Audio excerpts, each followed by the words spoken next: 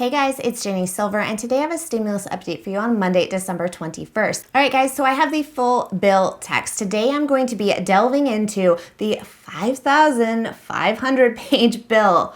Yes, you guys, it was 5,500 pages and it was not numbered in terms of sections. So you guys, I had to go through all 5,000 pages to locate the information I needed. So if you appreciate this video, if you find something helpful in it, please share it. Link back to me if you use any information from it. I would greatly appreciate it. Now, I am not going to delve into the full bill text today because it is 5,500 pages long. What I'm going to focus on specifically in this video are the unemployment provisions and stimulus check information. We'll be creating another video that is specifically focused on the PPP provisions within this bill because there are several good changes in terms of PPP loans. I also want you guys to understand that a PPP loan might be for you if you're self-employed and you aren't making enough on unemployment. So I have a separate video that I'm going to be releasing on that as well. With stimulus checks, we have the $600 for adults and $600 for child dependents. We do not have a clause in this language for adult dependents. So just like the last round of stimulus checks, we are not seeing adult dependents in this language, unfortunately. Now, White House Treasury Secretary Steve Mnuchin has stated that once passed and signed into law, the stimulus checks will be delivered very quickly, as early as next week. The bill text does include a specified deadline for stimulus check delivery timeline of January 15th.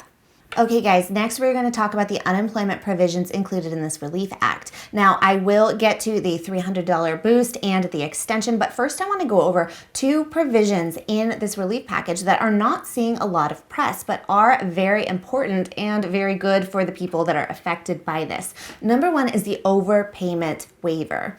Now, this states here that in the case of any individual who has received amounts of covered assistance to which the individual is not entitled, the state shall require the individual to repay the amounts of such assistance to the state agency, except that the state agency may waive such repayment if the state agency determines that the payments of such covered assistance was without fault of the part of the individual, and such repayment would be contrary to equity and good conscience. So what that means is if you are someone who is overpaid in your unemployment amount, your weekly benefit award amount, let's say that you made a genuine mistake, you were misinformed by an unemployment worker in customer service, or something that was not by any fault of your own, if the state chooses to waive that overpayment, you will not be entitled to repay it. As long as it was not a fraudulent charge, you were not withholding information,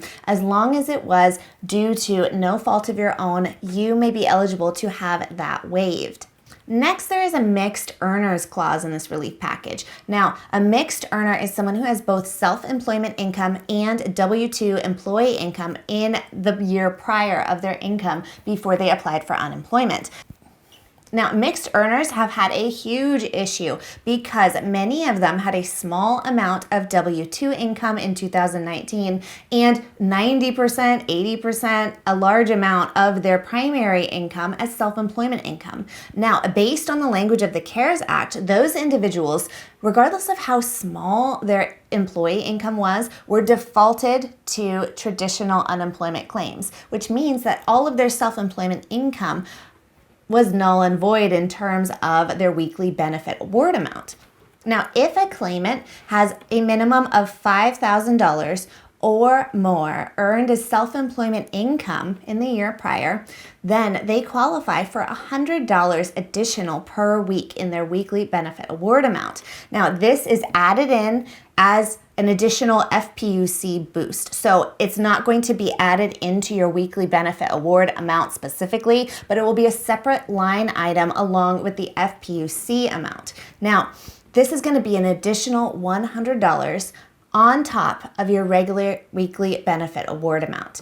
Now, yes, you must be able to prove documented self-employed income in the amount of $5,000 or more in the year prior. So this means that you will be required to provide your 2019 Schedule C as proof or other supporting documentation. Now, the next section of this does state that the states have a right to not participate in this.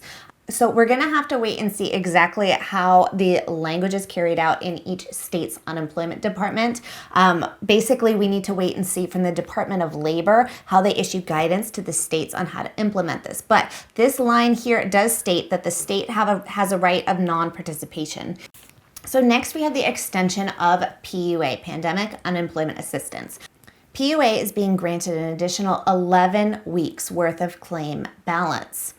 The end date is being changed from December 31st, 2020 to March 14th, 2021. So, like many of you who have your PUA claims expiring on December 31st, and essentially your last week of benefits that's going to be paid out is December 26th, because that's the last full week of the month, your claims will be automatically extended.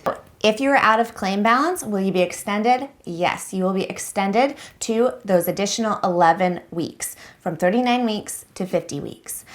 Do you have to do anything? No, because your claim will be automatically updated to be increased for that extension. The PUA end date has been extended to March 14th. However, if March 14th comes and you still have a claim balance, you can still use it up until April 5th. April 5th is the end of the phase out period, meaning that if you still have a claim balance, you have a prior existing claim, you can use your claim balance up until April 5th. And that is the point in time when all pre-existing claims will end, regardless of claim balance. Okay, next we see PEUC provisions. Now, the PEUC is that extension. If you have a traditional unemployment claim, you were an employee in 2019, then you're on a traditional unemployment claim. After you reach the end of your benefits of your unemployment claim, you then go in automatically to a PEUC extension, which is previously a 13-week extension.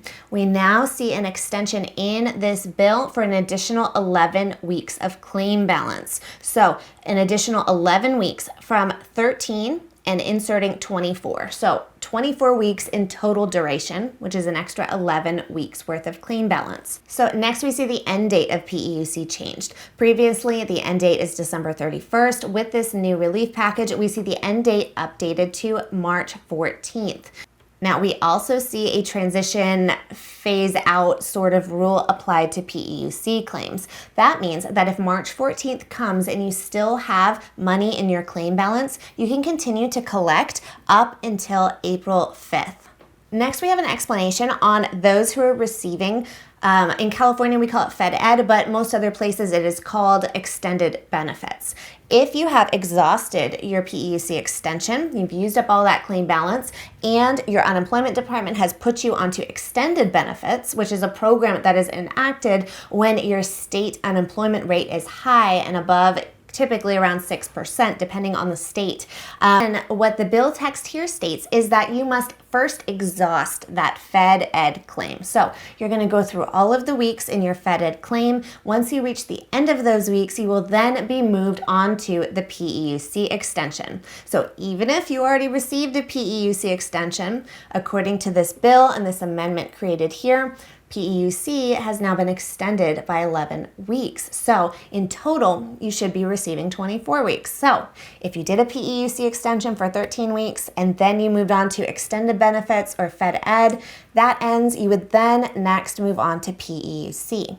Now, you would be on PEUC until we reach that end date of March 14th or April 5th if you still have a claim balance. So you most likely will not be collecting the full amount of available PEUC weeks, but it will get you all the way through that end of that transition phase out period. So you'll be able to collect up until April 5th.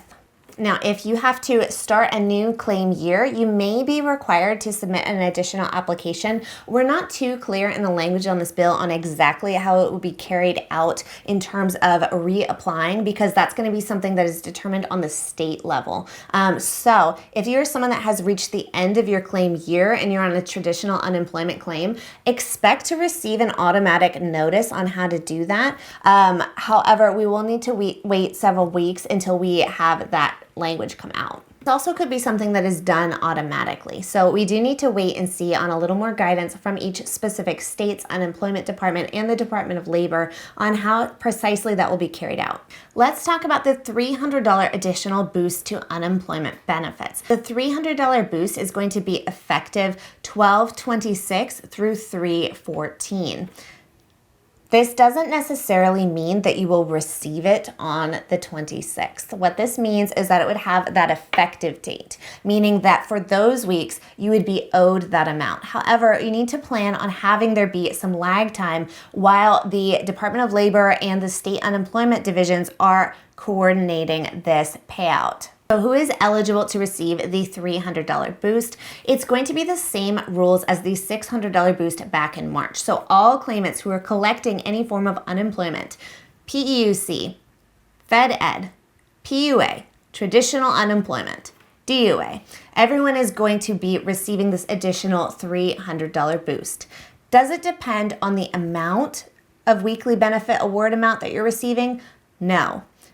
If you remember back to that weird $300 boost that had the requirement where you had to earn $100 or more in order to receive it, this is not that program. That was a different program.